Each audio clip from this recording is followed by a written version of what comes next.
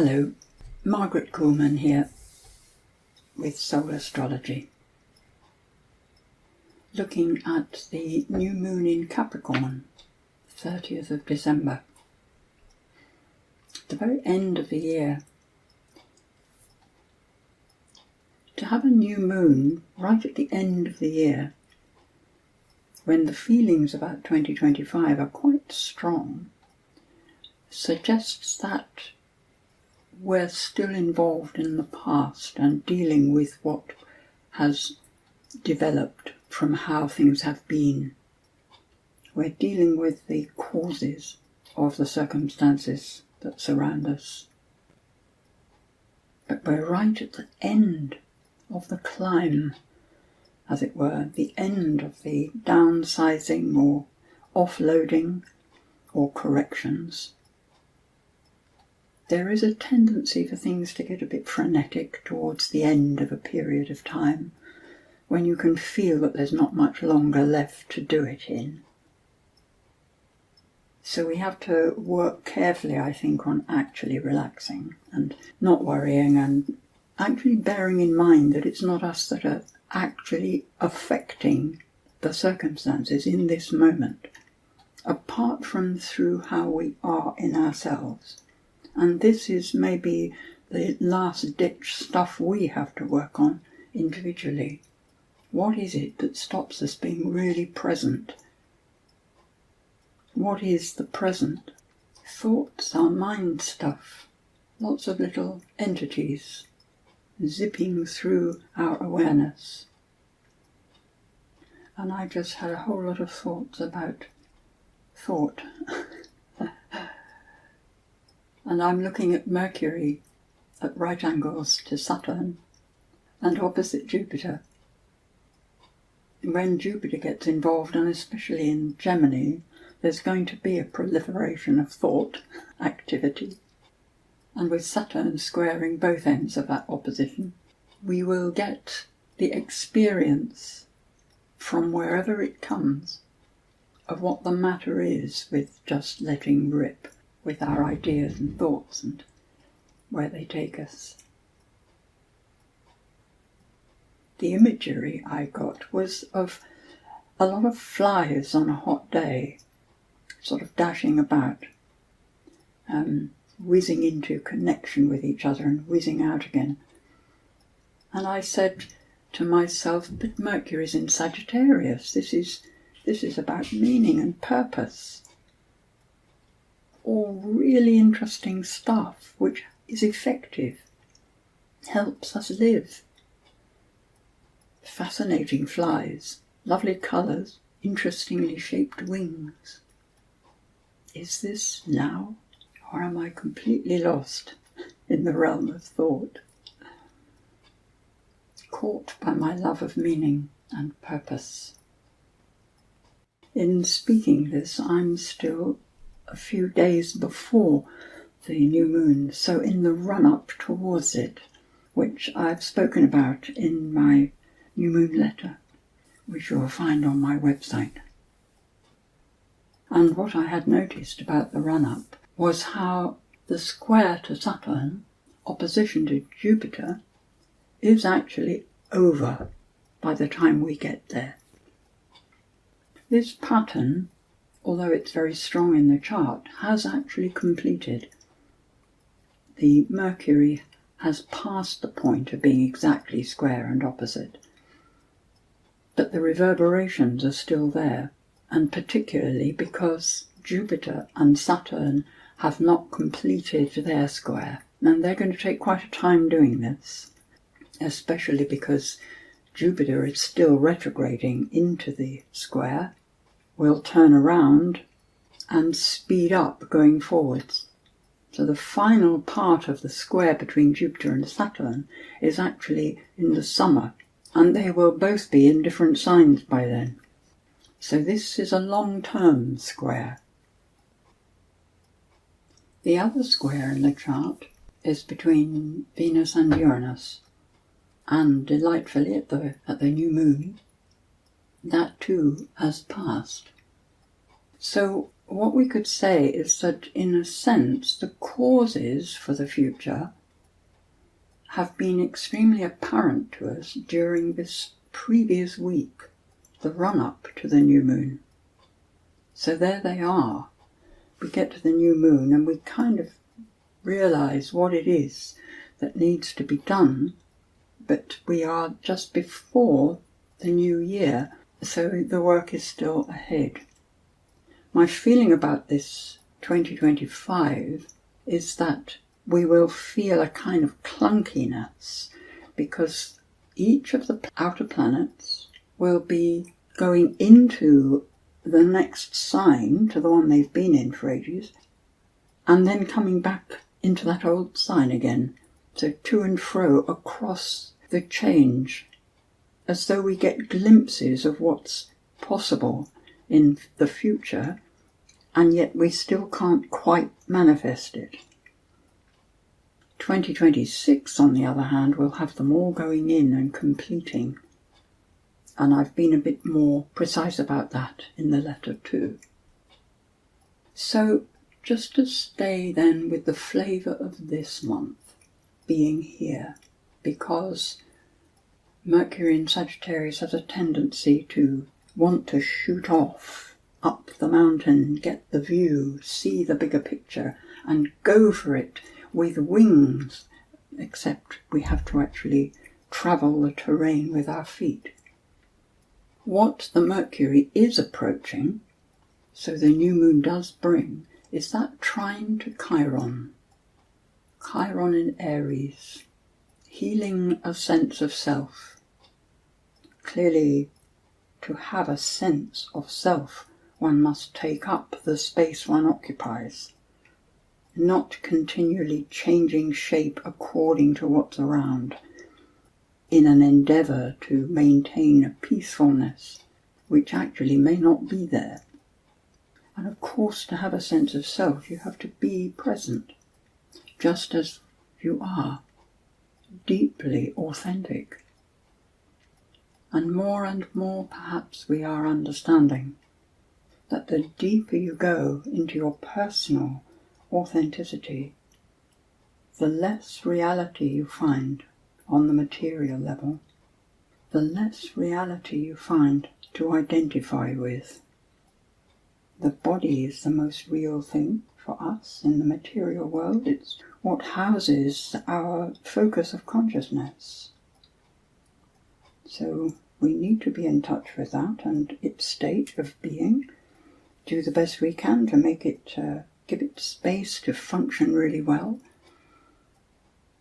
And then there is the energy that flows through as life in the body, without which the body decays and goes back into the great earth.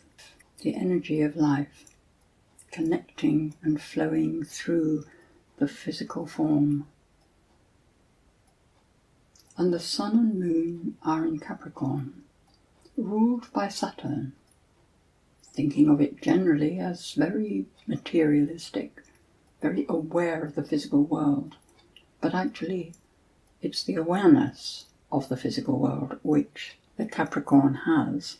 It's not just physicality, it's awareness of the physicality, and consequently handles it really efficiently, well, competently.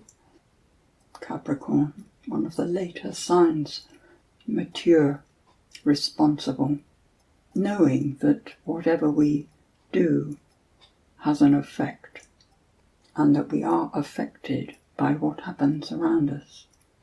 Being aware of this, ruled by Saturn, what works, how things actually function, and Saturn in Pisces, connecting with the oneness of all life, spirit, and the connection being perhaps the soul itself.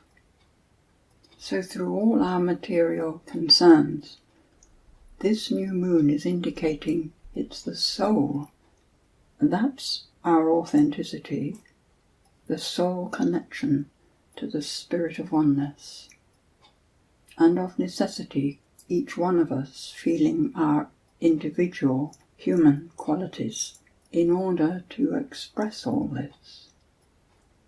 And there's the Chiron, connecting beautifully to Mercury, pondering these thoughts. And here I go demonstrating this chart, pondering these thoughts that reach the conclusion that the individual is really, really important in the human experience of oneness, insofar as we can have that in this form. Mars is retrograding, so there he is at the very beginning of Leo, about to go back into Cancer. By the full moon he is back in Cancer, and will remain in Cancer until April sometime. The energy that drives our movement is still pulling us back to deal with our emotional roots.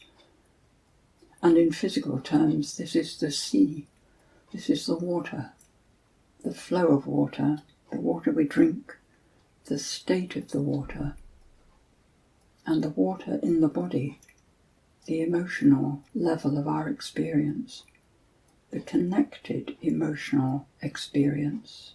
Mother and child is Cancer. So it's the roots of having a body, choosing to be born, insofar as we had a hand in that. And in his movement back into Cancer, he trines the Neptune again.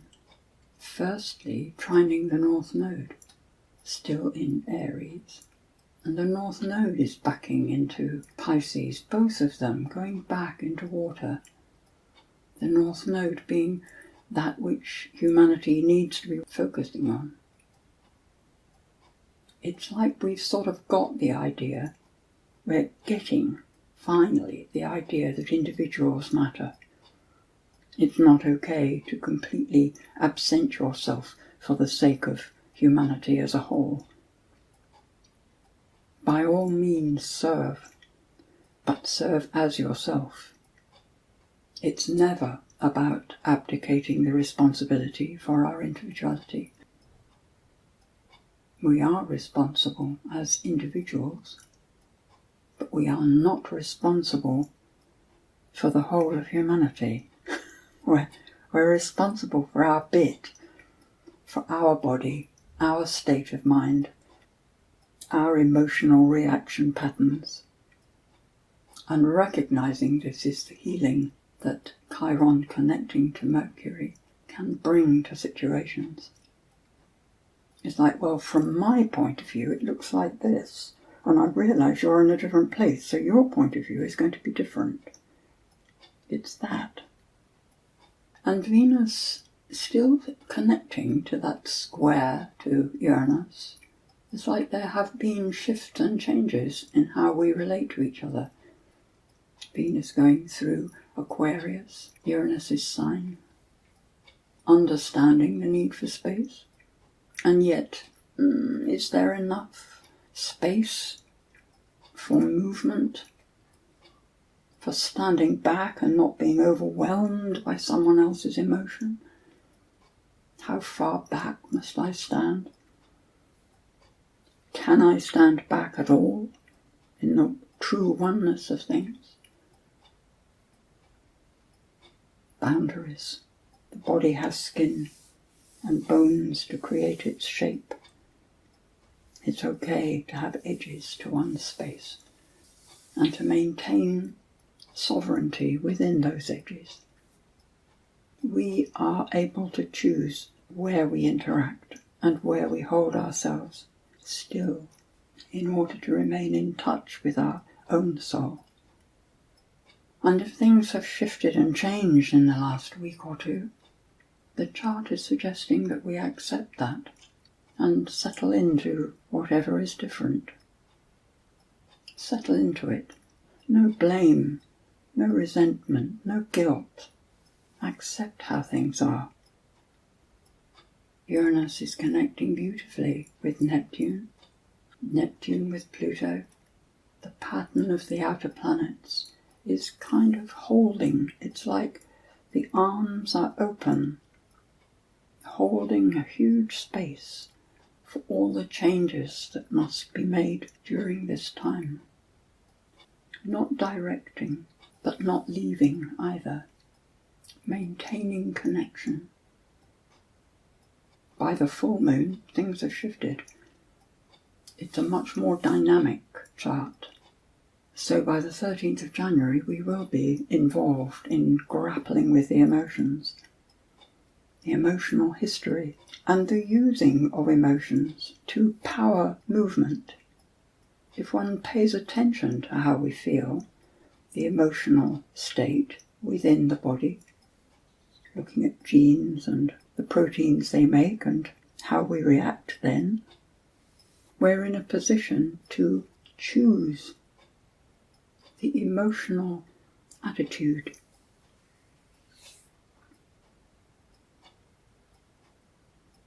That will enable us to make the correct connections, to do the work that will help. Beautiful trines towards the Neptune and the, by then, North Node in Pisces. The North Node connecting to Neptune. The path is a spiritual path. It's a path of extreme sensitivity and opening out of our perhaps family feelings to include the whole human race, the human family, not just one nation, not just my little community, but every individual who has a body. When we no longer have bodies, will be a very good time to be a little more open. With Chiron being at the point of a T-square there, with the full moon and the sun and Mars, it suggests that that individuality is so hard won, is being pressed on by the feeling of needing to be in service to everyone. So it's as though there's something happens which stirs up the old family feelings, perhaps the old patriotic, can I say, nonsense when it comes to looking at the human race and the whole earth. But it's whatever we have family feeling for or with. So in a way, the dilemma between the giving of ourselves to that wholeness for service and yet maintaining the individual space, this is a major part of the difficulty of moving forward into the Aquarian archetype. Until we are completely bedded in the sense of soul, having chosen to be here, and coming from that soul position in all our works, all our doings, all our relationships, until then, we're not ready, in a way, to completely give ourselves in service. When we identify fully with soul, it'll be a simple matter. The rest of the month could well be a good time for really working on making that identification with soul, and in loving the whole human race and every individual human being. One loves one's own self first, because this is the focus of the awareness. The soul loves its personality, its body, the way it is, the fact that it's here on this beautiful earth. The soul is in love with life and draws no distinctions. Can we be that? So for the next 18 months or so, while the North Node slowly goes backwards through Pisces, I think this is going to be what we're working on. And then that North Node goes into Aquarius during July, August of 26, just after Jupiter moves into Leo, July 26.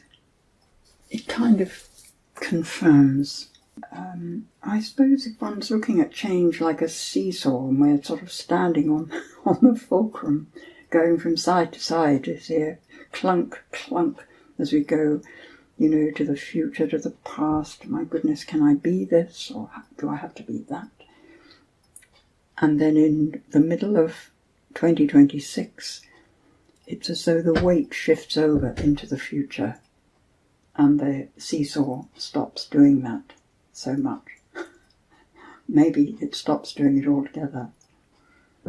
Without knowing what's going to happen, we can't say. And I do feel that there isn't anybody who actually knows what's going to happen. It's like being able to see the bigger, the picture in all its amazingness, but not knowing how we're going to get there. We just have to hold on to the beauty of the picture that we wish to arrive at. And every now and then we make inroads towards it, but there's still something that we must deal with. Finally, I would say in that full moon chart, Mercury and Venus are both moving towards a connection with Saturn circumstances. And Pisces is very much the sea. So I think that water becomes a really big issue. Your soul chose this life, and it doesn't choose suffering. We're here to make a shift and to enjoy every moment of the journey on one level or another. Be peaceful. Breathe gently. Speak softly, kindly to yourself. You are waiting, poised for amazing things that may roll through so naturally you may miss them entirely. Be peaceful with yourself, quietly breathing, for your body is the earth, and your breath is the wind, and transformation is the name you have been given. All will be well, because all is well, and there is just life to be lived in naturalness and love.